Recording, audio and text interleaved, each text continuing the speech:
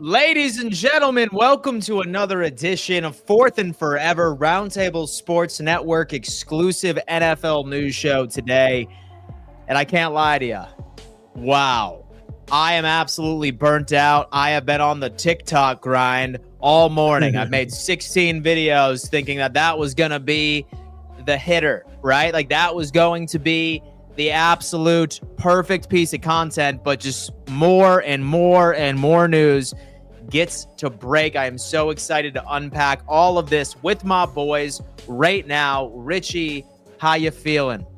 I'm feeling good, man. I've been working on a video all morning about the Jets wide receiver targets, and then I had no idea that we're going to get Tyler Lockett released, Christian Kirk released, DK Metcalf is requested a trade.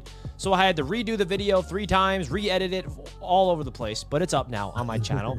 There's so much going on with the NFL. I'm excited to break it down. Episode number 3 of Fourth and Forever right here on Roundtable Sports, guys. If you're enjoying Fourth and Forever, do us a favor, like the show. We're so close to 20,000 subscribers as well, so go hit the like button, subscribe here to Roundtable Sports, and shout out to all the members in the chat. We got new emojis for you members to utilize.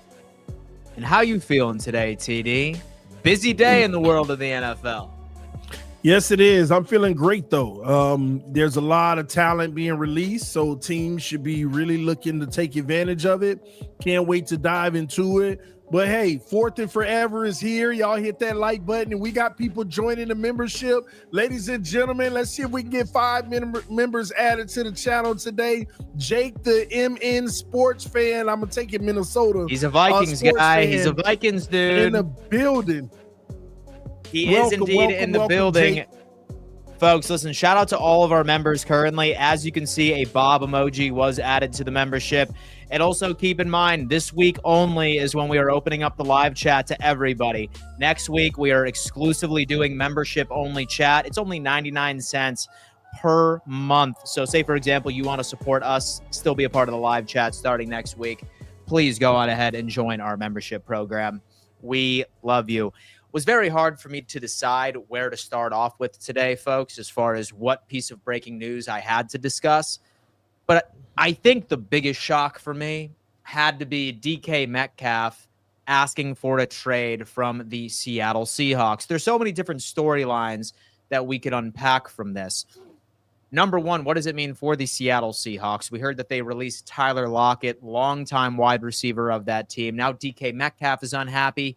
He now becomes the most coveted wide receiver prospect that is available at the beginning of the NFL new league year. And then where the hell could he go? Trust me, I know a lot of Bills fans are hoping that somehow we can make this work. Me personally, not going to happen. He's way too expensive. I have a feeling he's about to be a New England Patriot and or on a team that has a bunch of money that's trying to develop a young quarterback. But TD, thoughts on DK Metcalf requesting a trade from the Seattle Seahawks? This is huge, man. What's up with all these big receivers becoming available? DK, we talk about Devontae Adams, man. He wants out, man. I think it's the last year of his deal. But yeah, there's going to be a lot of suitors for DK Metcalf. A lot of teams are going to take a look at this. But you know what I'm curious about more than anything? What's the market for these guys? These guys are still great receivers, but they're older. And we got guys making $30 million and breaking the bank and setting the market. Chase maybe 40. Is the market still the same for the Devontae Adams and the DK? I don't think it is, because Devontae had like a 2-year, $26 million with the Jets, which was $13 a year. So is this the value that you have to be all over if you're a team, because these guys may not cost as much? This is just interesting to me. But what is Seattle doing? That's the real question. It's a great question. Geno Smith, I already told you he hit his ceiling. This could hurt him. I mean, what's the plan? I know you're not building the franchise around Geno to start over. So what's going on here, man? I don't like this for the Seahawks. So you know what? I do want to investigate that a bit later, but I do kind of want to sit on the DK Metcalf topic right here. You brought up an interesting point where you said, hey, you know what? His market value may be significantly higher than what we're looking for, because all we have been discussing was the potential for a Jamar Chase contract this offseason, a massive extension here. like you mentioned, Davante Adams. Spotrac actually has him at around $26.2 million average annual salary. And y'all know that I absolutely hate that metric. I think it's wildly misleading. However, don't be surprised if somebody goes out there and gives DK $30+ million a year. He's 27 years old. He has been one of the redeeming factors for the Seattle Seahawks offense for the past couple of years. He's going to get paid regardless of what team trades for him. But then again, I'm kind of curious to see what sort of leverage this man has, right?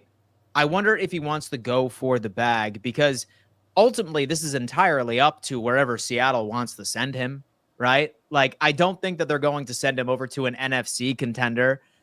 I think that they're literally going to send him over to whatever team is willing to walk away with the most draft compensation. So if DK is looking for greener pastures as far as a competitive team, I wouldn't be so sure about that. He's probably going to be on one of the league's basement floors, and hopefully his team will be able to rebuild enough within a 2-year period and just start to win a bit sooner than what he thought Seattle would in the first place. Richie, thoughts on this? Talk to us. Yeah, the DK Metcalf trade request is definitely an interesting one. He has 1 year left on his contract. You're going to obviously see that he wants a new deal, which is another part of this. That is a big part of it.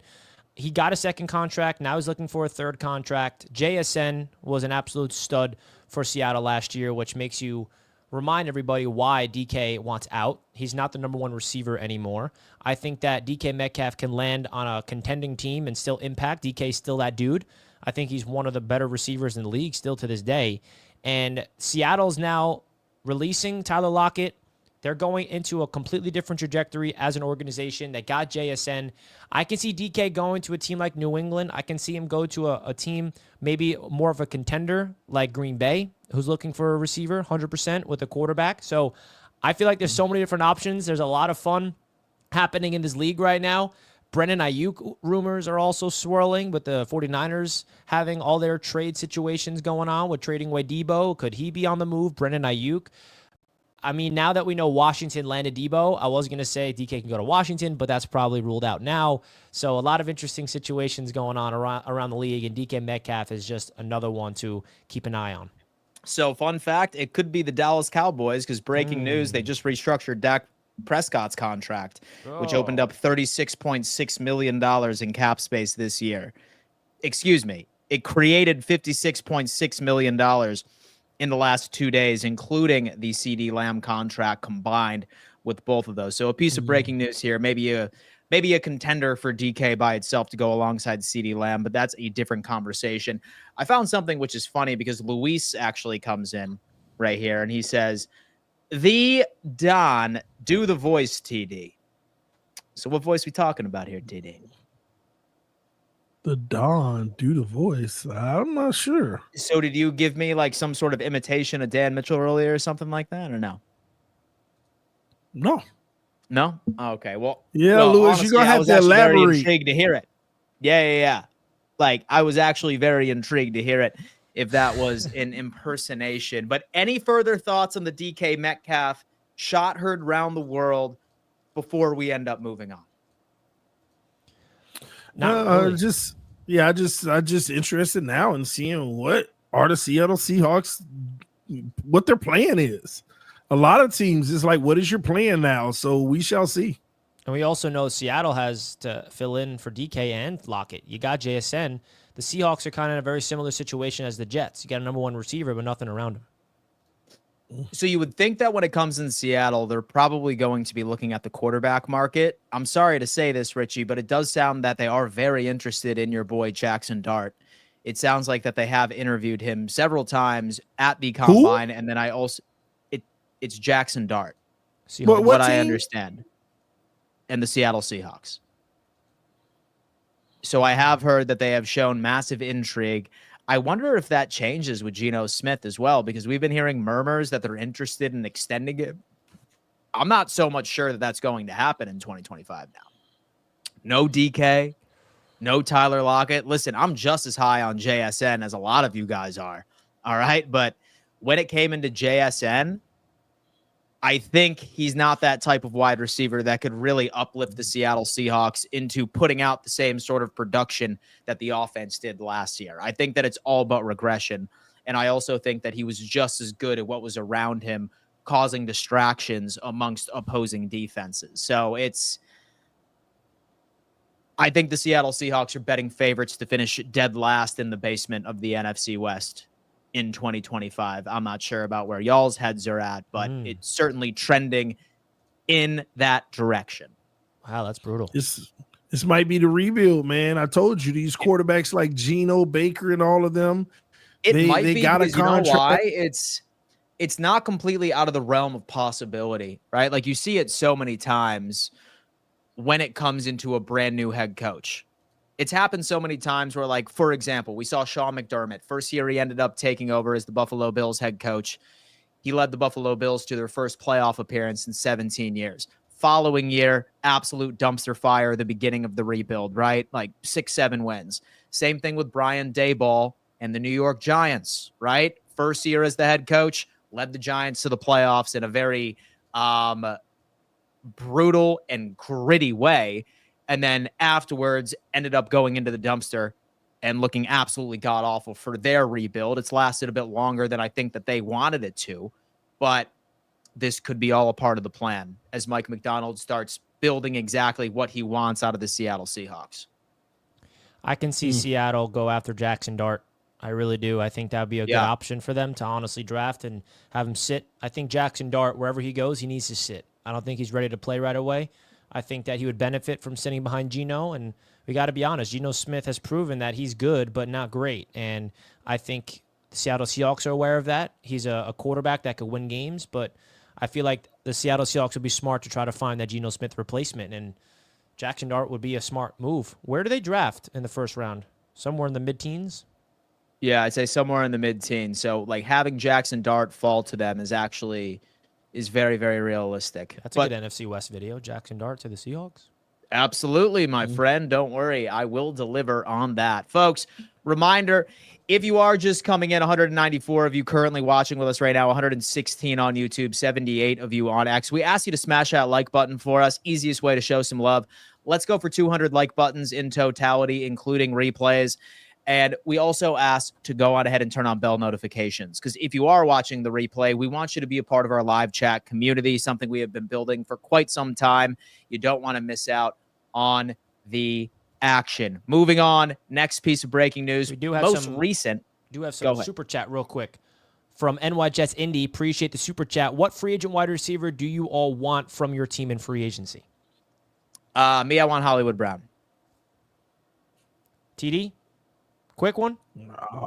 I'll take DK Metcalf. He isn't a free agent. But the trade with Devontae Adams. I want a big body receiver. Yeah, good luck with that one. That ain't happening. I like Hollywood Brown to the Jets too. Look at that, man. We will be fighting over that. But moving on, edge rusher Maxx Crosby has told the world that he's a damn Raider. All right, he's a Raider for life, ladies and gentlemen, signing a massive, massive contract, $106 million, 91.5 guaranteed. He is currently, where it stands right now, the highest paid non-quarterback in NFL history. How long that lasts, I'm not particularly sure. It could last for another 3 hours before we hear news from Jamar Chase or some other player that is due a massive contract extension. But needless to say, Maxx Crosby is in town to stay. A lot of question marks of where was Pete Carroll going to take this organization? Was he trying to rebuild it in his image? Was he going to be patient and wait to build this team the right way? Or did he want to win immediately? I think we're starting to get signs of where Pete Carroll is planning on taking this organization. TD, thoughts? Raiders extending Maxx Crosby. Talk to us. This is huge. They gave Christian Wilkins the bag last year, and now they're giving it to Maxx Crosby. They've solidified, their trenches. They're good, and they're set for years to come in that aspect of the game. But this is massive, man. Didn't I see it wasn't it 35 and 35.8 million a year or something like that. 35 point, almost 36 bottom, million. It's 3-year, 106.5 mil. That includes 91.5 guaranteed.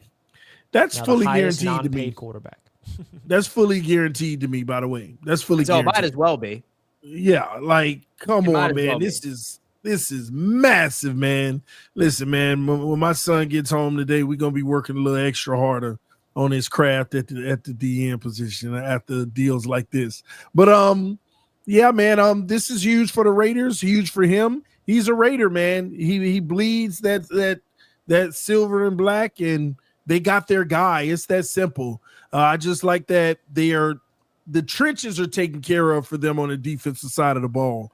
And Christian Wilkins, Maxx Crosby, and a few other guys, they have one of the best combinations in the NFL. One of the best combinations in the NFL, and it sounds like Pete Carroll is trying to build a winner right now. Richie, thoughts on this? What does it mean for the Raiders, and is it giving us any clues as into where Pete Carroll plans on taking this team? Listen, man, Maxx Crosby is a Raider. I mean, he bleeds silver and black. I felt like that was inevitable when it was going to happen. Like, all the rumors around Maxx Crosby, I was like, I'm not buying it. I feel like he just wants to be a Raider. He buys into the system. He embraces what it means to be a Las Vegas Raider so much, more than I've ever seen ever in Raider history, to be honest, man. So congratulations to him. He is an absolute dog. He's in the prime of his career, so that's a big-time move for him. And Pete Carroll locks in, one of the best, if not the best, edge rushers in the NFL. So that's a big-time get. Now he's the highest-paid non-quarterback in NFL history right now. That is absurd. That is absolutely absurd stuff right there. Yeah. Maxx Crosby gets the bag. And if we got anybody in the chat that are Raiders fans, let us know. We got Knock Andrew, I know, is a big Raiders fan. Folks, smash a like button. We got so many new people live right now with us on 4th and Forever. Smash the thumbs up button. Let's get this to over 100 likes. There's so much breaking news we're going to break down, and the Raiders got Maxx Crosby locked up long-term. Locked up long-term indeed. And reminder, folks, this is the only week where the live chat is open to everybody. If, for example, you want to participate with this live chat starting next week, you have to be a member. And the good thing is that it's only 99 cents a month, and you get a bunch of really cool emojis.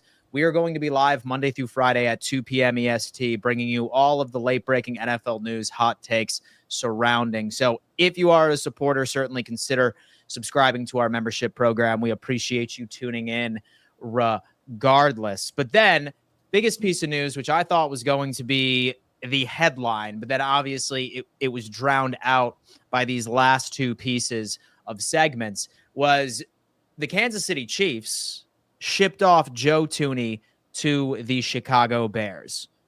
I love it personally because now we're looking at Ben Johnson really starting to understand it. On yesterday's show, I'm pretty sure y'all remember that I wasn't particularly the biggest fan of bringing in Jonah Jackson. I thought that he had a lot of red flags, and I didn't see that as a move that spoke to me that Ben Johnson was taking, keeping Caleb Williams healthy as serious as he should. But a move like bringing in Joe Thuney makes it that much more of a confidence level for me that they are finally starting to get it. They already have the wide receiver weapons over there in DJ Moore, and then also end up adding their recent rookie. I have no idea why his name is escaping me right now. And then maybe they bring back Keenan Allen. But the trenches, hands down, were the most important investment that they needed to make. And here we are, Joe Thuney. Now, what does that mean for the Kansas City Chiefs? We have already said that this damn team right now, that they were in cap trouble. And with all the question marks of how are they going to bring back Nick Bolton? How are they going to bring back Justin Reed, their safety? How are they going to be competitive and pay some of their younger guys? I think this move is more of a move of desperation for the Kansas City Chiefs to create some cap space, to bring some of their younger guys back, maybe also make a move or two during free agency, but quite a bit to unpack here. TD, thoughts on this move? Joe Thuney over to the Chicago Bears. What does it mean for the Bears? What does it mean for the Kansas City Chiefs? I don't know what the Chiefs are doing. I have no clue what the Chiefs are doing. I think it's over for the Chiefs. And I know we doubt them every year. Yeah, we hear it before, but I think the Chiefs are coming to an end. And How did they let the Chicago Bears fleece them like this? This was a steal, y'all. This is a steal. 2026 4th-round pick. 4th-round pick. And I understand Thuney is 32 years old, but he's still playing at a high level. And this is a shocker to me. But hey, the Chiefs, good luck. We'll see if y'all can continue to work wonders because you're definitely gambling here. But here's what I'll say, man. The Chicago Bears are doing their thing. Caleb Williams should be excited about the future. They're really loading up to protect their young quarterback so that they can see if he has everything that everybody believes he has in him. And listen, there's some guys in this league that you never know they could break out this year. Caleb Williams is one of them. He's definitely one of them. Anthony Richardson is another. Some say Bryce Young. But I love these moves. And this has, guess whose signature this has all over it? The new head coach. It has Ben's name all over it. He's doing a phenomenal job already switching things up from getting down to the priority of the trenches. You know, Jared Goff had beautiful time to throw the ball, and he's successful. We're going to do the same thing with Caleb Williams. We don't need him to be worried about the pressure. Even though he's a mobile guy, though, which is a shocker. So I love the move. Good job by the Bears, and they're loading up. Look out for the Bears this year. Look out for the Bears, indeed. Richie, what do you got on this one, man? Yeah, back-to-back days where they go out there and make a splash on the offensive line. I felt like the one thing that's going to hold back this Chicago Bears team in year one with Ben Johnson was their offensive line, and Ben Johnson knew that, and he's like, watch this. I'm going to get some veterans. I'm not going to go after just the draft. He made a swing at 2 guys that's at the back end of their contracts, that's getting paid a lot of money, beefed up the interior. Now you got a left guard, right guard. That's phenomenal stuff. Watch out for the Bears, man. And I want to get your guys' thoughts about Caleb Williams, because I even made this topic myself. Like, do you guys feel like Caleb Williams is destined to break out? I know it's a little premature, but just these 2 moves alone shows you the priority that they're looking into in the Chicago Bears team. Is Caleb Williams going to take that year 2 leap and prove to be why he was the #1 overall pick this upcoming season in year 1 with Ben Johnson? It's now one of the laziest takes I ever see in my past 5 years of covering the NFL, right, is when somebody too early says that a player is a bust, right? And they're just like, oh, man, like, look at his record. He's terrible. He was a waste. He's a Chicago Bear. Ha, ha, ha, ha, ha. What a lot of people don't do is they don't look at the intangibles of things that a particular prospect does well.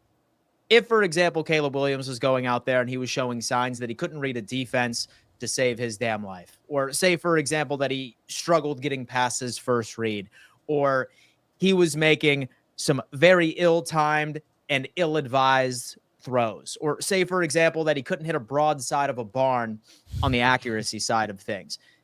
Caleb continuously showed that all of those intangibles were there. They did not just disappear.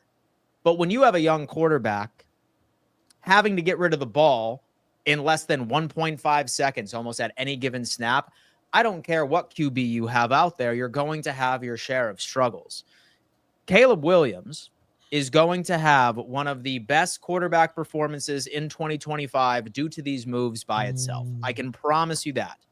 Wow. I have been hearing a couple of murmurs now that since Chicago addressed their interior offensive line, now they're shifting focus to the draft. And some rumors are that they're looking at Ashton Genty. I'd probably hold off on that one right now, and I would continue to invest on the offensive line. A few people might say, oh, no, like, we have completely serviceable tackles. We're completely good in that department. Hell no. Hell no. Go ahead, invest in the depth, because we all know how much an offensive line can change in an instant, especially when you have bullshit depth. I believe Chicago still needs to go into the draft class with a top priority of investing in the trenches. Edge rusher, indeed. Don't worry about any, like, high-level playmaking assets. Go for an edge. You have the wide receivers, and this running back class is already so damn deep. I promise you'll be able to find someone to work behind that offensive line. But yes, I do. I have Caleb Williams having a better season than Jaden Daniels next year. That's a hot take. a better pound-for-pound season statistically. With that offensive line, I have Caleb Williams having a better statistical season than Jaden Daniels next year. Sound the alarm. That came out of nowhere. I do.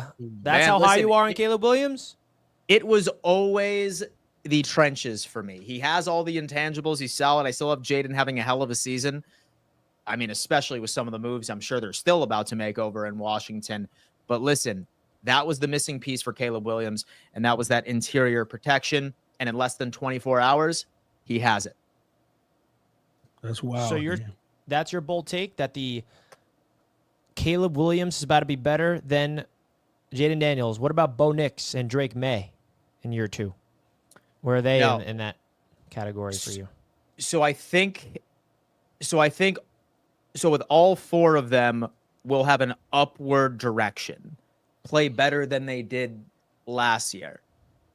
But I think when it comes into pound for pound stats, I have a feeling it's going to be Caleb Williams, followed by Jaden Daniels, followed by Drake May, and then Bo Nix. Drake May takes a leap over Bo Nix. Bo Nix was better than him last year. He does. Yeah. All All 4 of them will play better than last year. But I think this class is really about to explode in 2025, and Caleb Williams will lead. Wow. That's a bold take. Do you agree with that one, TD? It's a hot take. No, I don't agree with that. I think he'll do well. You know, you have something, whatever word you want to use about Jaden Daniels. Remember? I don't know what you're talking about, but Jaden Daniels, that dude, Dan. Jaden Daniels is that dude, man. He's like, I just wish I had Jaden Daniels on my team, man. And you think Caleb is going to be better than him this year? I think you might be tripping. Yeah, see, Jaden Daniels is the top 3, top 5 quarterback in the NFL. I don't see Caleb Williams getting the top 5, maybe 10th, but I don't see him getting higher than that. And he's a good guy. I think he has the talent. I think he can play well. I think he can ball out. But man, these quarterbacks at the top are good, bro. That's a bold take. Then yeah, that got to be a TikTok. So for a reason. Yeah, that's a good one. That's but for a reason. I think Caleb Williams, and I will double down and die on the hill. I think due to these investments in the offensive line, that Caleb will have a better statistical season than Jaden Daniels next year. Oh, that's still just too bold, though, Dan. Just saying. I mean, it's bold, but it's not as bold as you think. Caleb Williams was the first overall pick last year. Remember the hype about Caleb Williams? Okay. Did he not live up to it? Was he trash last year?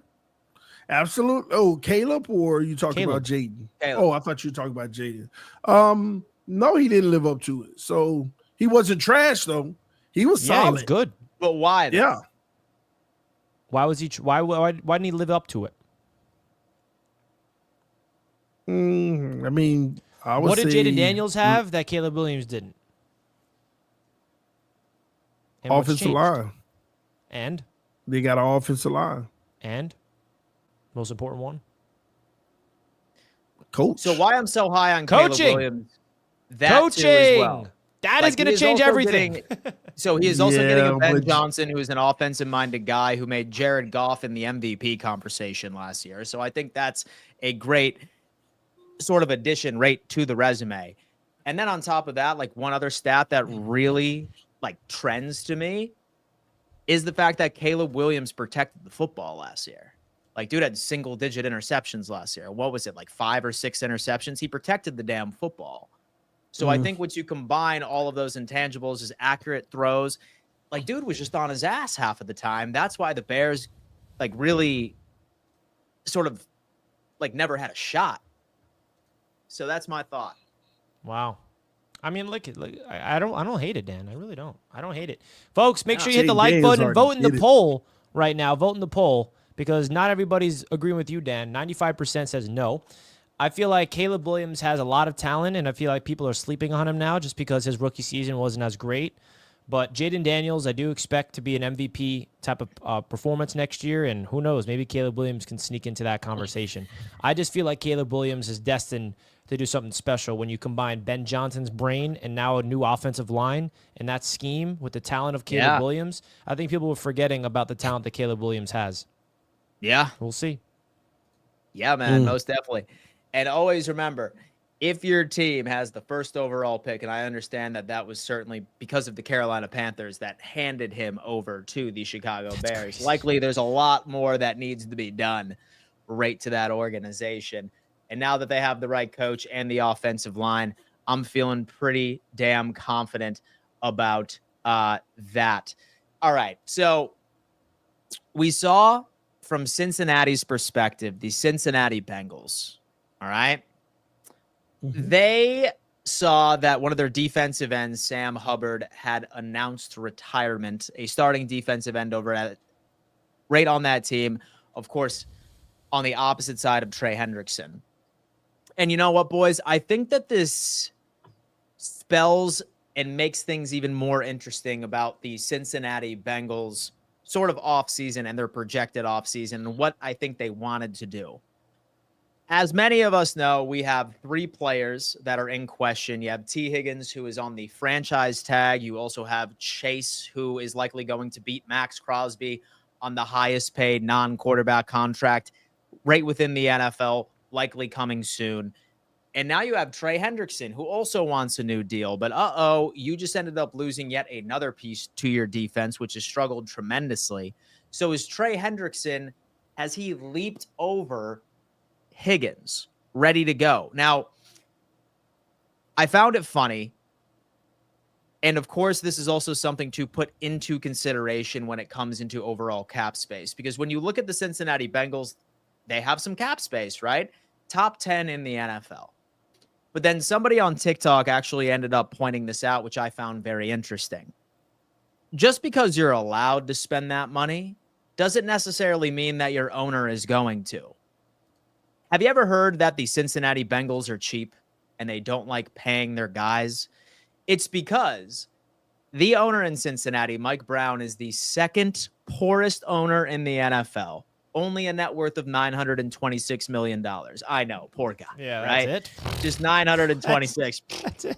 Chump change, right? Chump change. However, he has shown history where he refuses to give fully guaranteed money because, number one, that's coming out of his pocket, and the cap space by itself is just what he is allowed to spend. And he's uncomfortable with giving extra money. That's why they were unable to retain Bates. Right before Bates ended up going over to Atlanta, I'm pretty sure his guaranteed money that Cincinnati was offering him was close to like $13 million or like $10 million. And Atlanta ultimately ended up almost doubling it because they could afford it. And that's been a side of the story for Cincinnati for quite some time. So now that Hubbard is gone, do they trade T. Higgins? I think this move right here of Sam Hubbard deciding just to leave, and that's one more piece that they need to fill, I think that means T. Higgins is gone. And they have reprioritized finding a new deal for Trey Hendrickson because they need defensive help. Richie, thoughts on this entire situation? Talk to me. Yeah, the Bengals are such an interesting situation. Sam Hubbard retiring is, salute to him. He had a great career. A 3rd-round pick back in 2018, was a captain for that squad, and it's just sad to see someone retire this early. You can argue he's at the age of his career where you expect him to reach his prime, but he decided to hang up the cleats, and it just goes to show you never know what's going on with him personally or anything, but he decided this is it for him. So congrats to a great career. I know Cincinnati loves him. He's a household name over there, and now they have a big hole, and I think they have to re-sign Trey Hendrickson now even more because a big piece of their defense is gone, and their defense needs help. So this is unfortunate news for the Bengals. It's time to celebrate his career, and now the question is, who will they pivot to? Who are they going to bring in next? And I feel like at the end of the day, Sam Hubbard retiring, it may free up some money for the Bengals, and now they're in an interesting situation. All eyes are on the Bengals regarding T. Higgins and Jamar Chase. When is he getting his contract? He's due to get $40+ million. What? That's a lot of money. So I'm very curious to see where the Cincinnati Bengals go next. And so what you got on that, TD? Yeah, man, he's out of there, but I still think they keep Higgins. I still think they keep the group together. You don't want to break up that offense. That's the strength of the team. And you go in free agency in the draft and you try to build that defense. It's that simple. Now, this is a huge blow for them. And I think they keep Higgins and their star defensive end. I don't think this impacts much at all. If anything, it just gives them a clearer vision of how they want to move forward. So, yeah, retiring at 29. That's interesting. Oh, man, we will see what the Cincinnati Bengals do from their cap space situation now that there is just one more hole that needs to be filled on the defensive side of the football. I have a funny feeling that T. Higgins will be traded, but at least they get draft capital from it, and that way their owner will be able to line this defense up with cheap contracts. I just hope that it works out for them. Indeed. I'll tell you what, and there have been quite a few releases as well today. One of which was pretty intriguing, was Christian Kirk, wide receiver for the Jacksonville Jaguars. Now, I think we all remember when he burst onto the scene, had an 1,100-yard season, and then afterwards suffered a couple of injuries here and there and just hasn't been close to that production since. He is now a pending free agent. We have heard that the Pittsburgh Steelers are very, very interested in this. It sounds like Richie is very interested in the possibility of Christian Kirk joining the New York Jets on a cheaper contract post Davante Adams. Richie, thoughts on the Jaguars releasing Christian Kirk? Best landing spots. Talk to us. Yeah, I think Christian Kirk getting released is an interesting one. I would love him on the Jets, not going to lie. I think he can come in here on a cheap deal. The Jets are in an interesting spot because we need wide receiver help next to Garrett Wilson, and I think Christian Kirk, he's a guy that you can come in for cheap. He's still, I would say, like near the prime of his career, 28 years old around, I believe is his age, and his speed, he can take the top off the defense. I can see him go to a team like Pittsburgh, like you mentioned. I mean, now that he's available, and you think of it from the Jaguars' perspective, it makes sense. They want to free up money. They got BTJ over there as their number one receiver to be really excited about. But I feel like Christian Kirk still got a lot left in the tank. The issue with him last year, I believe, was injuries. It wasn't like he had any, production drop off and he was dropping passes and just a bad player. Remember when he got that contract, everybody laughed at him and the Jaguars, like, oh, dude, like what kind of money is that they're handing out? Kind of set the standard for the next era of wide receivers hitting the open market. But then he went out there and balled out. They're like, oh, wait, wow, he actually looked like that contract was worth it. So if I'm the Jets, I'm definitely intrigued of this idea. I made a video on it today about Christian Kirk coming to the Jets, and any receiver help would be needed for that team. And you look around the NFL, everybody needs receiver help, if we're being honest. So I think any team that needs a number 2 or number 3 receiver, Christian Kirk should be right there on their list of guys to bring in, because I think he'll be cheap. He already got paid the big bucks, so it's not like he's going to ask for a big contract like he already signed. I think he can come in for like a 1-year, $10 million contract, something along those lines. And that's something I would do if I'm the Jets. Yeah. So a solid baseline is really just looking at his first contract he signed with the Jacksonville Jaguars that Richie just mentioned. That contract was $37 million guaranteed. I don't think that a new contract would look anything like that. I think it'd be closer to $10 to $12 million fully guaranteed.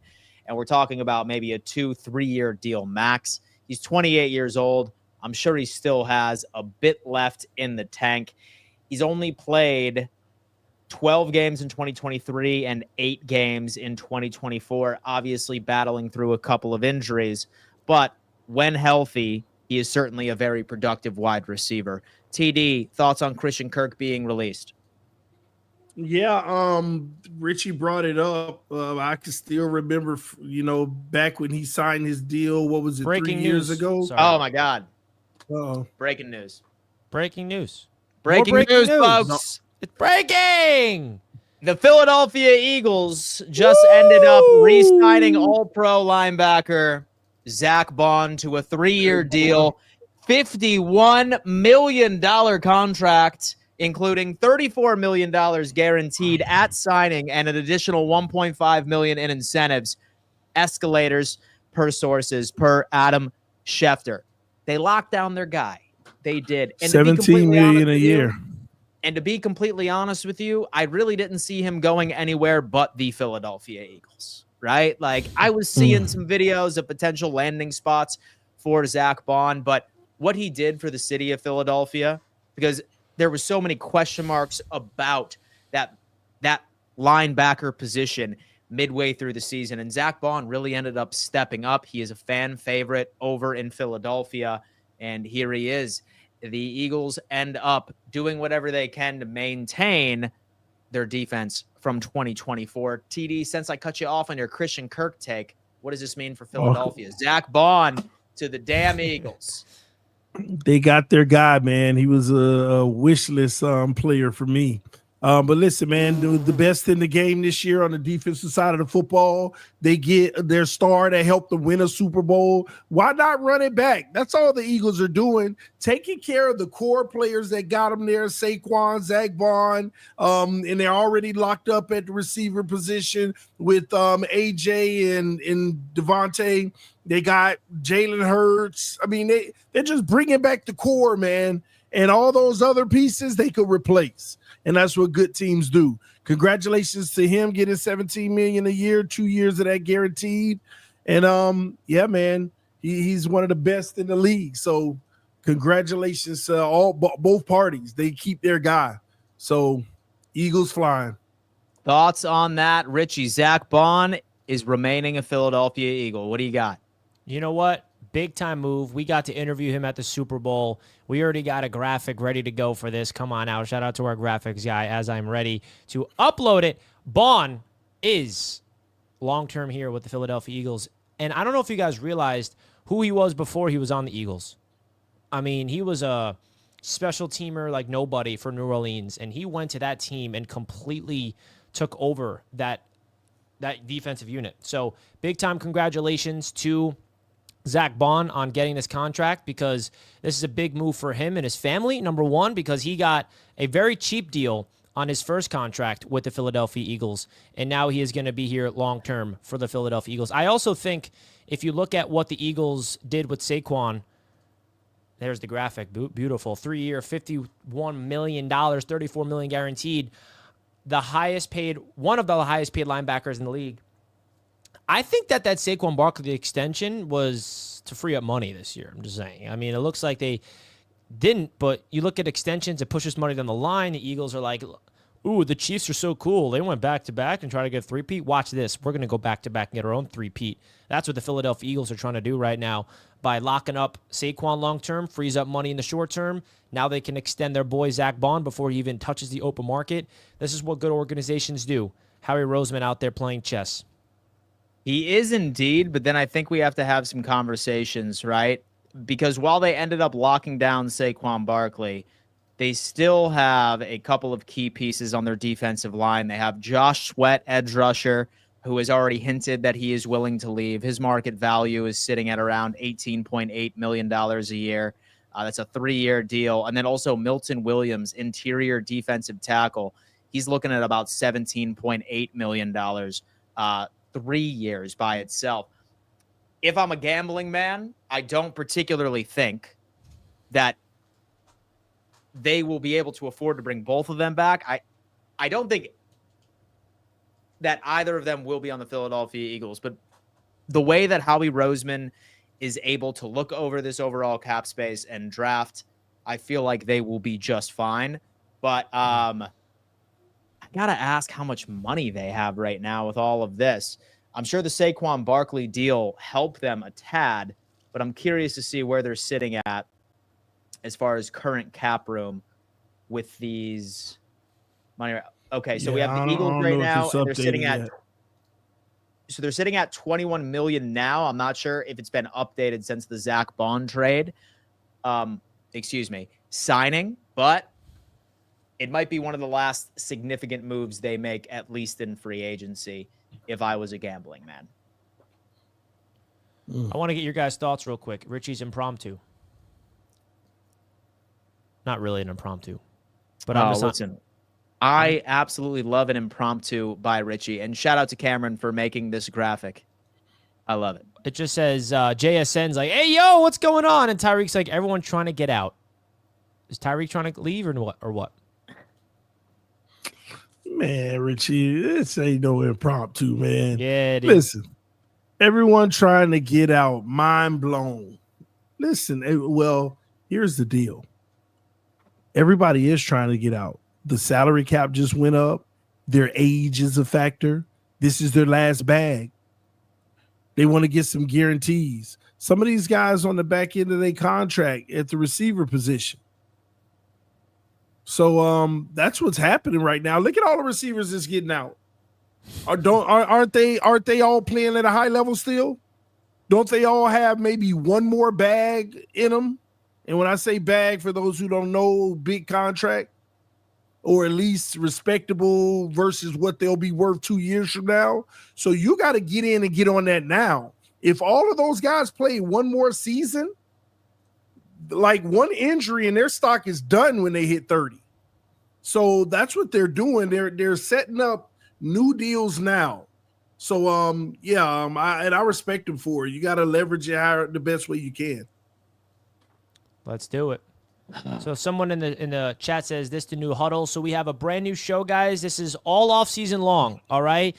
The huddle is on a little off season hiatus. So this is your NFL off season show every day, Monday through Friday, 2 p.m. EST, folks, with your same host, Dan, Tony, and myself. You guys can expect us every single Monday through Friday at 2 p.m. EST, talking all NFL off-season stuff, baby. It's exciting, man. I'm enjoying this. I really am. I mean, I'm in my producer mode. I don't know if you guys see me, but I'm... Yeah, nah, bro. You've been cooking, I'm not going to lie, and the aesthetics have been through the roof, man, and I am very, very proud of where this organization is damn going. All right? I can tell you that. Well, folks. Hit the like button, please, folks. Come on now. There's so much happening today. So much exciting things happening today across the NFL. If you guys want to do us a favor, just simply smash a like button, man. I mean, and by the way, next week is free agency, baby. It is. Indeed. Next week is free agency, man. It's going to be a crazy week. Crazy week next week, bro. It's probably not going to slow down, I would say, until the official start of the new league year. Like, we are going to be having days like this, I would say, for the next 7 days of just breaking NFL news that needs to be covered. And you can find it all over here on Fourth and Forever on, of course, the Roundtable Sports Network. All this just to see us get Cam Ward flicks shorts, man. I feel like you need something new, man. I feel like you need a new shtick. You know what I'm saying? He's stuck with Tua. Sorry. Jets are getting He is. He's stuck with Tua. He's stuck with Tua. The sooner you accept that, I promise you'll be happier about it, man. Indeed. Well, folks, thank you so much for tuning in to another episode of Fourth and Forever. We are live Monday through Friday at 2 p.m. EST, bringing you all of the late-breaking news, rumors, hot takes. Do us a favor, subscribe to the channel. If you are watching the replay of this video, we highly recommend you turn on bell notifications because we want to make sure that you are a part of our live chat community. Richie, what would you like to say to the audience right before we let them go? The goal is at least 100 likes every single time the live show ends, so it would mean a lot to us, guys, if you can simply smash a like button. We're also trying to get to 20,000 subscribers. We're close. We're just like 30 or so away, so do us a favor and smash the subscribe button. And if you're a big NFL fan like us and you're enjoying the show and you have any friends or family members that are into the NFL, let them know about Roundtable Sports. Let them know about Fourth and Forever, because we're really trying to grow this thing and scale it to be your favorite go-to NFL show on the internet at 2 p.m. EST. So much love to everybody in the chat. We're really excited about the future of this show. Flick Shorts comes in with another super chat. Okay, then Jackson Dart. Nope, he's going to Seattle. Sorry. Better. Or the Jets. I'm surprised we didn't talk about this Shedeur Sanders report from the quarterbacks coach from one of the top 7 teams. And I thought it was very interesting when they cut it off to top 7 teams. Well, 7. We do have some insight of who the team may be, but I'll tell you this. It's not the Jets. It's not the Jets. Who would believe that? So who is it? Who is the team that called Shedeur Sanders? It's not my story to tell. All I can say, according to somebody that I heard, it's not the Jets. Interesting. All right. Well, then we're going to have to hear that backstage. Anyway, folks, thank you so much for tuning in to another edition of Fourth and Forever. We will see you tomorrow. Same time, same place. Peace out, folks. Appreciate you.